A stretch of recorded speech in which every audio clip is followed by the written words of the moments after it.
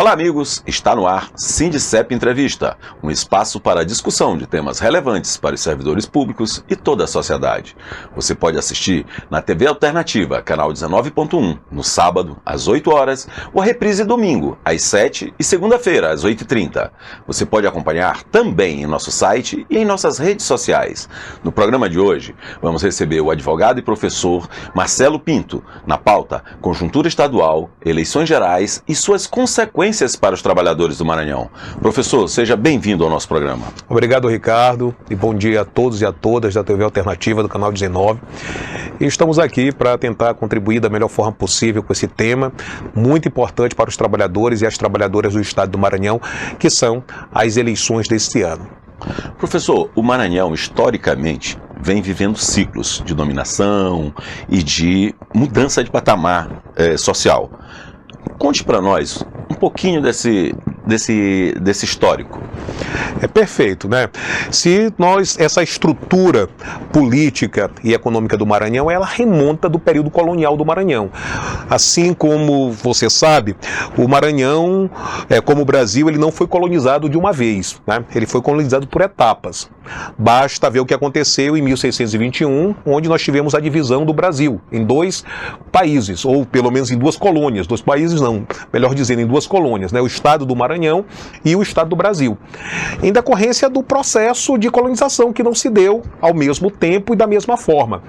E isso foi sendo reproduzido nas relações econômicas e das relações políticas do Maranhão ao longo dos anos, né? E se estabeleceu aqui no Maranhão o que a gente chama de um modelo de desenvolvimento capitalista dependente. O Maranhão, ele vai trazer e conservar uma certa estrutura que, decorrente dessas relações políticas criadas no Maranhão ao longo das décadas, onde nós vamos ter o mandonismo local, o Estado patrimonialista, nós vamos ter, né, o Maranhão como exportador de produtos primários, como a gente tem recentemente, nós vamos ter o Estado sendo patrimoniado por grupos políticos, por grupos particulares, e isso vai ter uma intervenção direta e uma consequência efetiva na construção política do Maranhão.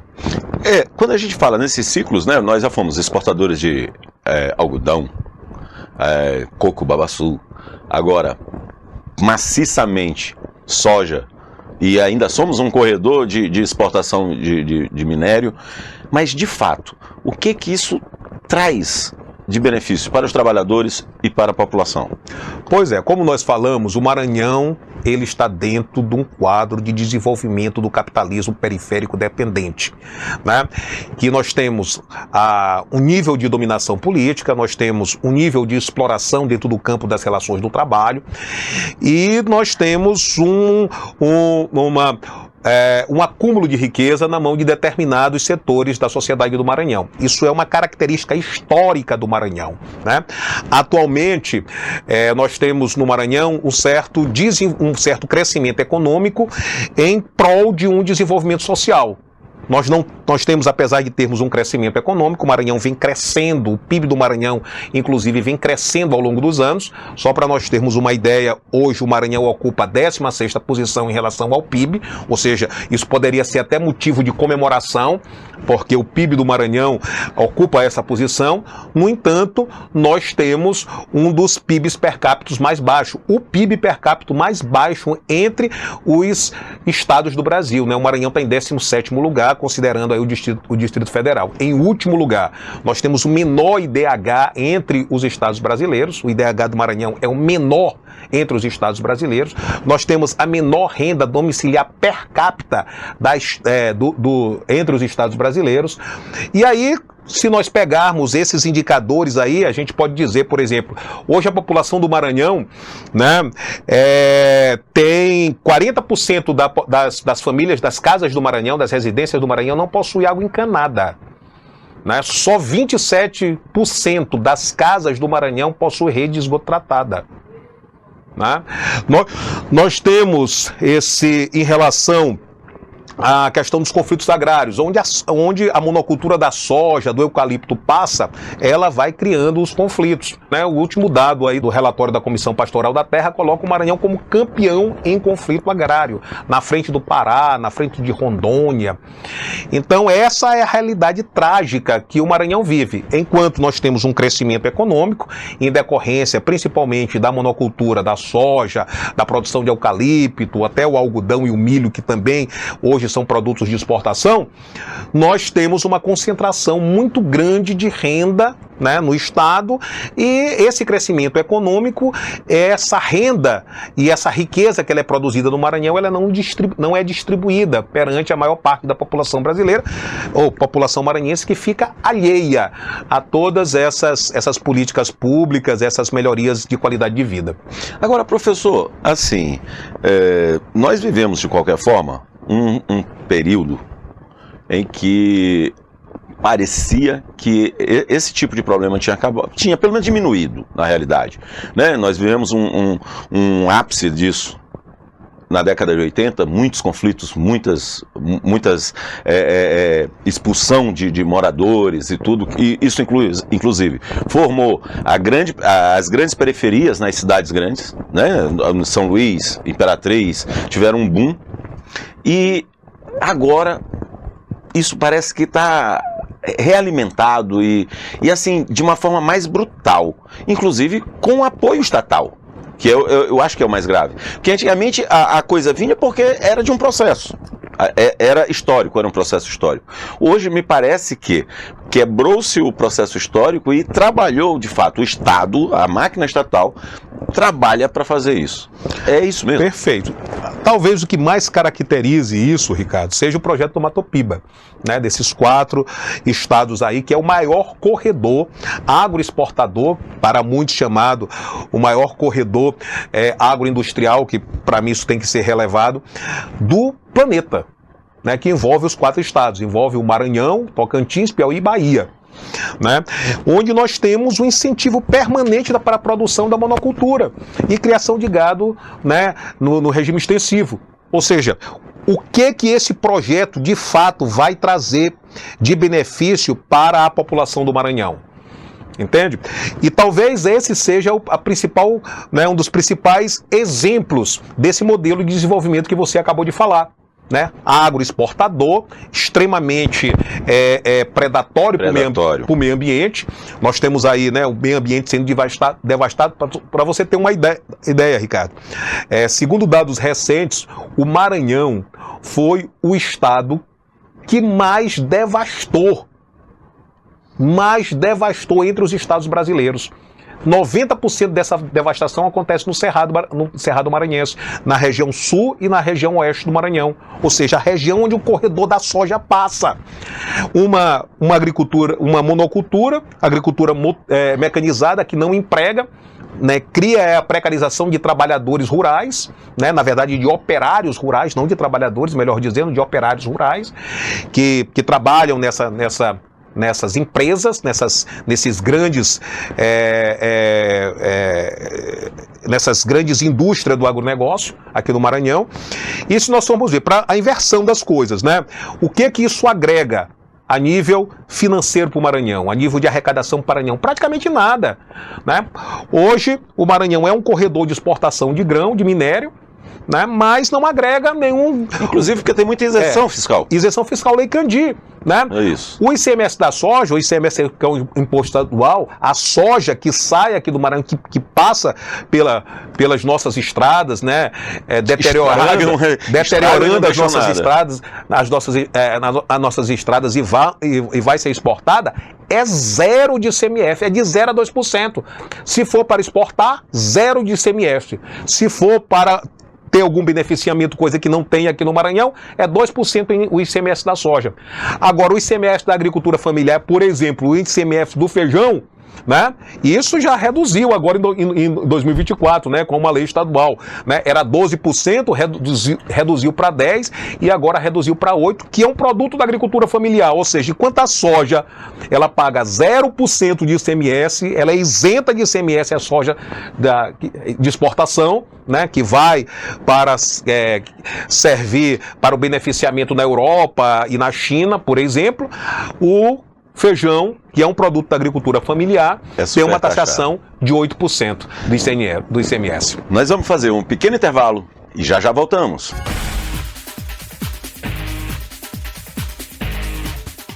Servidor Público Federal, venha filiar-se ao Sindicep e participe do exclusivo Clube de Benefícios, criado especialmente para você. São dezenas de parceiros, da área médica ao setor de serviços, com descontos especiais para a família Sindicep. Garanta já para você e seus dependentes as vantagens de ser filiado ao Sindicep.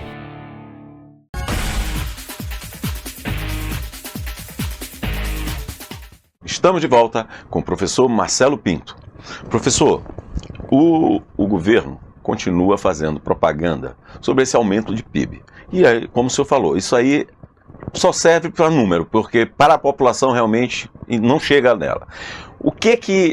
Como é que deve ser esse processo de industrialização ou de melhoria realmente da economia do Estado? Olha, a gente tem as soluções possíveis. E a gente entende que o Estado ele deve ser o condutor desse processo, o processo de desenvolvimento social do Maranhão. Não apenas de crescimento econômico, não apenas de reprodução e acumulação de riquezas para alguns grupos, para algumas famílias aqui no Maranhão, como historicamente tem acontecido. Então, o governo, né, enquanto instituição, o Estado do Maranhão e o governo enquanto instituição, ele deve ser o condutor desse desenvolvimento social do Maranhão. E como que isso é feito? Né?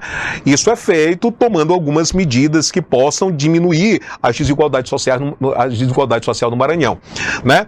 E eu destaco duas questões que são fundamentais, que são essenciais para essa diminuição das desigualdades sociais e dessa condição de exclusão e de pobreza do Estado do Maranhão. Para você ter uma ideia, Ricardo, só para você ter uma ideia, a população do Maranhão gira em torno de 7 milhões e 18 mil pessoas, né? Pelo último dado do IBGE. 7,3% da população do Maranhão, ou seja, mais de 500 mil pessoas, vivem hoje no Maranhão em estado de extrema pobreza. Isso é um absurdo, né? O que significa estado de extrema pobreza, segundo dados da ONU? Pessoas que vivem com um rendimento de menos de 2,15 dólares por dia. E quando eu falo isso, é sobrevivência. 2,15 dólares não é só para comer, que é que é aproximadamente 12 reais, é para tudo. É para você se alimentar, para você vestir, para você morar. Ou seja, mais de 500 mil pessoas no estado do Maranhão hoje encontram-se em estado de extrema pobreza. Né?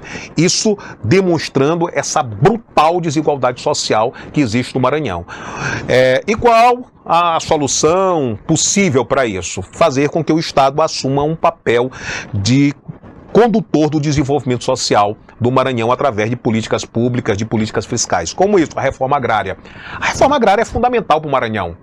Nós não podemos continuar tendo no Maranhão um Estado com a estrutura fundiária que nós temos. Né? Hoje, o que nós temos no Maranhão? A soja tomando conta de grande parte das terras públicas, né? De grande parte das terras do Maranhão.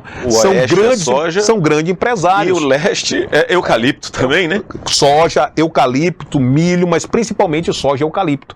Ou seja, commodities. Né? Que não são beneficiadas aqui no Maranhão, que não agregam receita para o Maranhão. Então esse modelo de desenvolvimento ele tem que ser mudado. E quem deve ser o condutor desse processo? O Estado. Quem deve ser o condutor desse processo? O governo. Da mesma forma, a questão da tributação.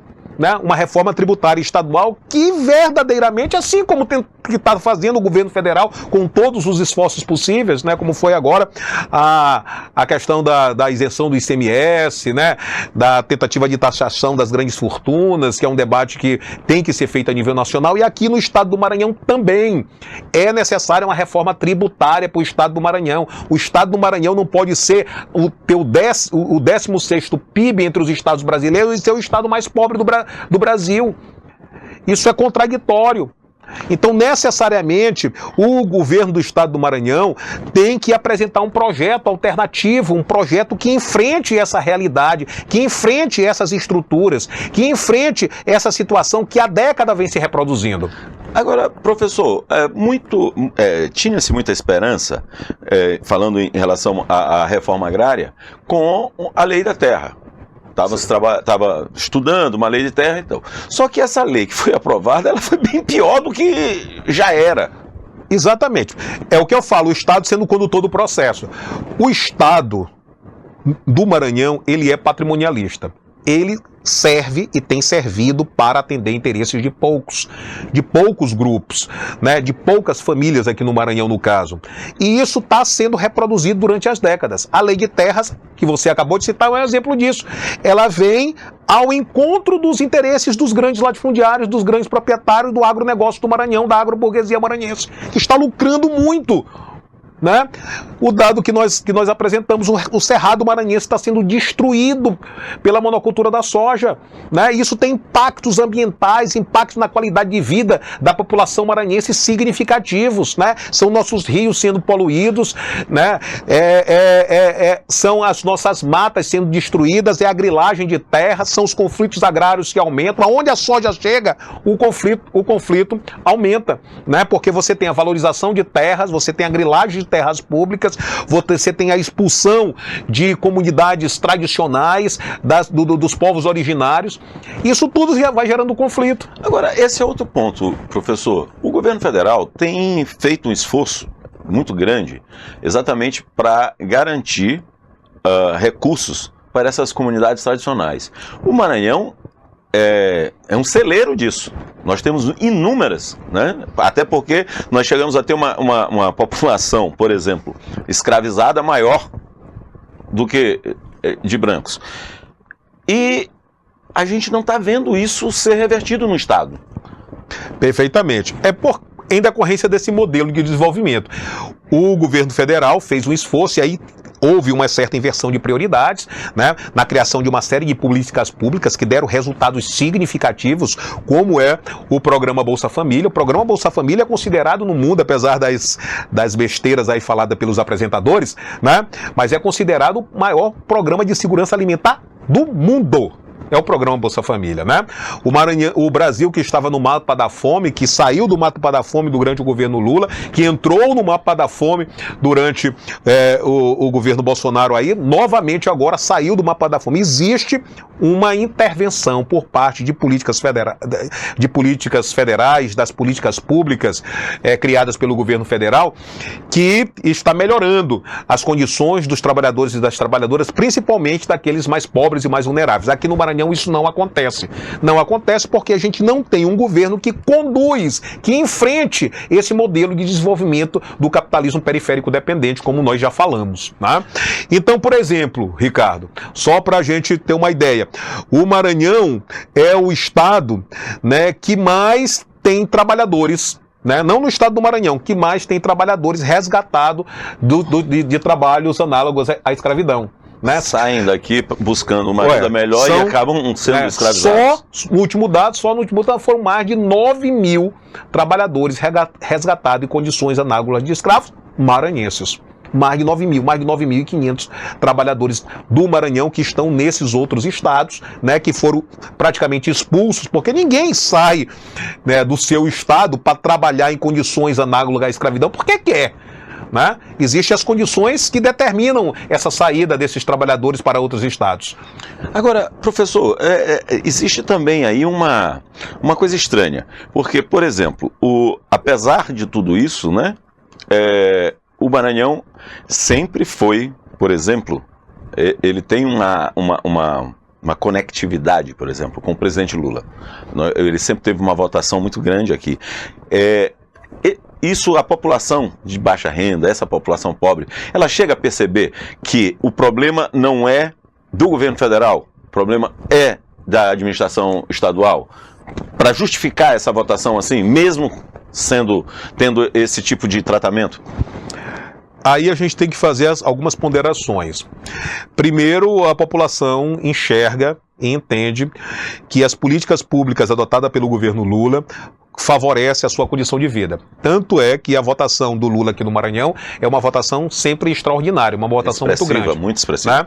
Né? Se na última eleição, no segundo turno, Lula teve 71,14% dos votos válidos aqui no Maranhão, foi um dos estados onde que o Lula teve a maior votação. No entanto, não há um reconhecimento direto da população que essas políticas públicas, essa melhoria na condição de vida da população mais pobre aqui do Maranhão está diretamente relacionada com um partido político, está direcionada com uma ação do governo federal. E isso é visto pela população como algo muito pessoal do presidente Lula, é o chamado lulismo, né? O lulismo aqui no Maranhão ele é muito forte, mas ele é desvinculado de um voto de esquerda, de um voto ideológico, do próprio PT. Só para nós termos uma ideia, né, na última eleição, o Lula teve 71,14% da votação aqui no Maranhão e o PT fez um deputado federal. Um deputado federal. Não conseguiu fazer um deputado estadual, né, nas últimas eleições. Então o voto da população aqui, o apoio da população, ele é um voto de valor econômico, ele é um voto em decorrência dessas políticas públicas adotadas pelo governo federal e atribuída muito à figura do presidente Lula. Nós vamos fazer mais um pequeno intervalo e já voltamos.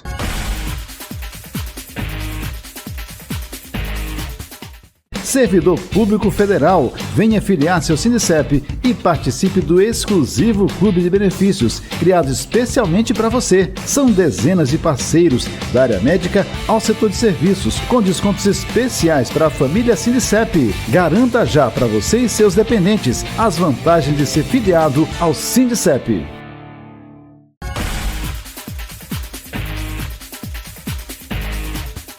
Estamos de volta com o professor Marcelo Pinto. Professor, nós estamos agora chegando na reta final para uma eleição geral, que é muito importante para resolver ou acompanhar tudo isso que a gente está falando. Como é que o senhor vê esse processo para o maranhense e para os trabalhadores? Essa disputa entre oligarquias, porque voltamos a ter uma disputa entre oligarquias. Perfeito, cara. Primeiramente, as eleições de 2026 talvez sejam as eleições mais importantes para os trabalhadores e para os trabalhadores da história. Porque nós estamos vendo o que está acontecendo no mundo. O capitalismo está em crise e essa crise ela provoca determinadas distorções, como o aumento dessas ideologias fascistas que acontecem no mundo inteiro, né? E o fascismo é o que há de mais terrível, de mais violento para a classe trabalhadora. Só para nós termos uma ideia, na Alemanha hitlista, antes da Segunda Guerra Mundial, né, a Alemanha era a nação mais poderosa da Europa, antes da Segunda Guerra Mundial, da Primeira não, da Segunda Guerra Mundial. No entanto, os trabalhadores na Alemanha ganhavam 60% menos do que os trabalhadores na Inglaterra. Por quê? Porque o fascismo lá acabou com os sindicatos, acabou com as organizações dos trabalhadores, acabou com os partidos políticos de esquerda, acabou com os movimentos progressistas. Né? As pessoas foram presas ou mortas. Então o fascismo é o que há de mais violento para a classe trabalhadora. E agora nós estamos tendo o avanço da ultradireita no mundo todo. No Brasil isso está acontecendo e no estado do Maranhão também nós estamos tendo esses fenômenos. Apesar disso acontecer de forma ainda muito tênue, de forma ainda muito incipiente, mas esse é um fenômeno que também está acontecendo aqui no estado do Maranhão. Portanto, essas eleições de 2026 talvez sejam as eleições mais importantes da história deste país para os trabalhadores e para as trabalhadoras. E aí eu não tenho dúvida em dizer que a eleição do Lula, o Lula representa uma barreira de contenção, do avanço dessas ideologias, do avanço dessas práticas políticas que têm como principal objetivo a destruição do direito dos trabalhadores, a concentração de renda, né, e o favorecimento, o aprofundamento das desigualdades sociais, porque é uma crise do capitalismo. O capitalismo ele vive de lucro através da exploração do trabalho. Isso é histórico. Isso é histórico, né? A partir do momento que o capitalismo vive essa crise em decorrência desse processo de automatização do trabalho, desenvolvimento da tecnologia, que isso está causando desemprego em massa, e o capitalismo ele precisa do mercado consumidor para poder fazer com que as pessoas consumam os seus produtos e por isso vive essa crise, né? Qual é a resposta que o capitalismo dá? É justamente mitigar, restringir, acabar com o direito dos trabalhadores para que seu lucro seja mantido, para que não exista uma diminuição na acumulação de riqueza, né? Agora, o capitalismo vive essa lógica. Então, essas eleições agora no Brasil são talvez, e volto a dizer, a repetir, um momento muito importante e decisivo para a classe trabalhadora no Brasil. Então, nós temos que dar uma atenção muito grande a essas eleições. E essas eleições não estão restritas apenas nessa disputa polarizada entre a extrema-direita e o Lula, né? Essas eleições também, né, elas têm um caráter determinante a nível de poder legislativo, a nível de Câmara dos Deputados, a nível das assembleias estaduais, mas principalmente da Câmara dos Deputados e do Senado, ou seja, do Congresso Nacional. Agora, professor, não é estranho uma coisa? Porque é o seguinte, a economia vai bem, se o assalariado, a massa salarial aumenta, os empresários têm mais lucro. E, ao mesmo tempo, essa ideologia de extrema-direita não conflita com esse lado do próprio empresário de ganhar, porque a gente viu que no governo passado, eles só tiveram prejuízo. Mas qual o sentido disso? Essa é uma questão. O governo Lula, né, é um governo que ameaça os interesses também das elites brasileiras, né? É um governo que muitas das vezes não consegue conciliar esses interesses. O empresário, esse que não sonega imposto, o empresário que entende que a escala 6x1 ela deve acabar porque a escala 5x2 ela é mais produtiva para os seus interesses. Esse empresário, ele apoia o Lula. Agora, aquele empresário predador, aquele empresário que sonega imposto, aquele empresário que entende na sua concepção que o trabalhador tem que ser exaustivamente explorado, que o salário mínimo não deve aumentar, né? Esse empresário, ele realmente não vai apoiar o governo do PT. Ele nunca apoiou o governo do Lula, né? Esse empresário tende a apoiar essas políticas mais conservadoras, mais reacionárias, que se condizem com os seus interesses enquanto classe. Então, agora, chegando, né, para essa parte do legislativo, nós precisamos modificar também o legislativo, porque nós temos hoje o pior congresso de todos os tempos, né? Os trabalhadores, é um congresso predador, cheio de corruptos, é a realidade. O que o trabalhador precisa fazer? É realmente a luta de classe? Ele tem que entender a luta de classe? Sem dúvida nenhuma, nós estamos vivendo um momento muito adverso para a organização dos trabalhadores no mundo e no Brasil. Nós temos um congresso que é um congresso fatiado pelas bancadas de quem tem muito dinheiro e que pode eleger os seus candidatos através do poder econômico, né? Hoje nós não temos mais no Congresso ambientalistas, né? Nós não temos no Congresso uma bancada de sindicalistas, praticamente nós não temos mais isso no Congresso Nacional, tá? Então, é um momento muito delicado, onde os trabalhadores e a organização dos trabalhadores estão na defensiva. E isso é uma realidade. E a forma da gente combater isso é através da organização. é através do fortalecimento das mobilizações dos trabalhadores. Né? Isso não é fácil na sociedade que a gente vive, nessa sociedade, né, que alguns historiadores chamam de pós-moderna, né, uma sociedade onde a razão ela não serve mais para explicar os fenômenos da natureza da sociedade. Quando nós imaginaríamos, Ricardo, há 10 anos atrás, que uma boa parte da população brasileira iria duvidar da esfericidade da Terra? Né? Iria imaginar, como que nós, há 10 anos atrás, iríamos imaginar isso? Mas isso é uma realidade. Por quê? Porque a razão, que foi um elemento determinante para a construção da sociedade moderna e para a gente conseguir explicar os fenômenos da natureza da sociedade, ela foi sendo mitigada e enfraquecida. Hoje a razão não explica mais os fenômenos da natureza da sociedade. E quando isso acontece, é muito difícil você convencer aquela pessoa, né, que a sua condição de vida, sua condição de exclusão, ela depende das decisões políticas, né? Porque a gente tem aí as redes sociais, a internet, né, massificando determinadas ideologias e determinados pensamentos, e isso está formando parte da sociedade brasileira, né? E que não, como eu falei, e que não tem a verdade como um elemento determinante para a sua percepção de mundo. A verdade deixou de ser um elemento principal para as pessoas perceberem o mundo na qual elas estão inseridas.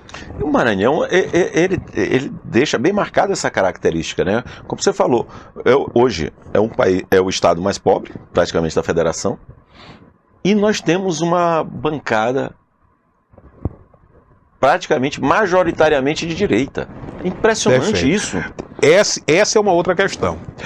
Porque aqui no Maranhão, como nós já falamos, pegando um pouco o resgate da nossa fala, o voto do Lula ele não é casado com o voto do PT, não é casado ideologicamente com o voto de esquerda. O voto do Lula é um voto do valor social, é um voto do valor econômico, é um voto das políticas públicas que são desenvolvidas pelo governo federal e que aqui no Maranhão tem uma relevância e tem um peso muito grande, em decorrência dessa condição de exclusão, de pobreza que vive a população do Maranhão. Então, qual é a realidade hoje daqui política do Maranhão? Né? São os políticos de direita que porque entenderam que não podem se contrapor, não podem enfrentar o lulismo aqui no Maranhão. Então eles resolveram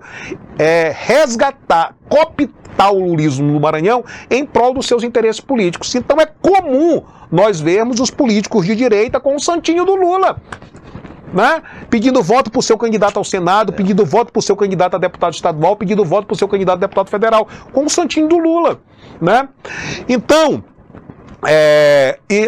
o cenário político aqui do Maranhão, né, para disputa para o governo do estado, por exemplo, é um exemplo disso, né? Nós temos aí, vamos pegar as 3 candidaturas, né, aqui no Maranhão, as 3 candidaturas que nós temos: a candidatura do ex-prefeito Eduardo Braz, a candidatura do ex-secretário do governo Brandão e seu sobrinho, Orleans Brandão, e a candidatura do vice-governador do estado do Maranhão, Felipe Camarão, né? Essas 3 candidaturas.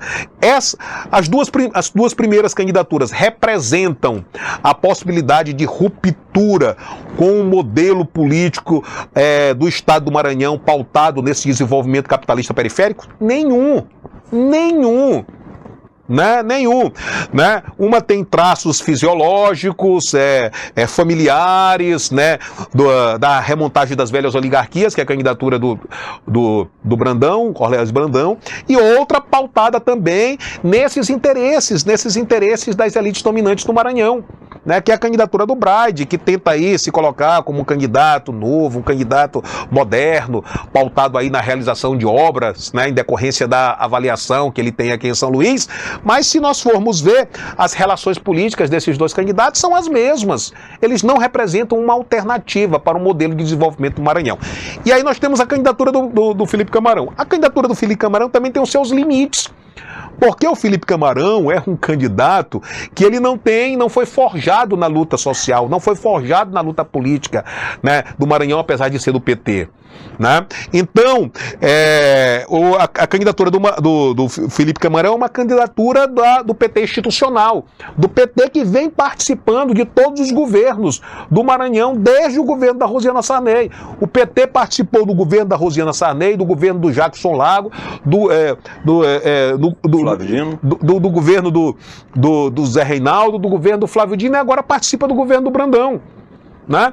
Então, essa candidatura do Felipe Camarão é uma candidatura institucional, é uma candidatura que remonta dessas relações institucionais do PT aqui no estado do Maranhão. Então é muito difícil você convencer a população que a candidatura do Felipe Camarão possa representar uma alternativa frente a esse modelo de desenvolvimento do Maranhão que precisa ser enfrentado.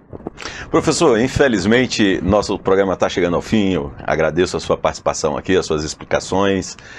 Queria agradecer também a quem nos assiste e esperamos todos para a próxima edição do Sindicep Entrevista. Até lá!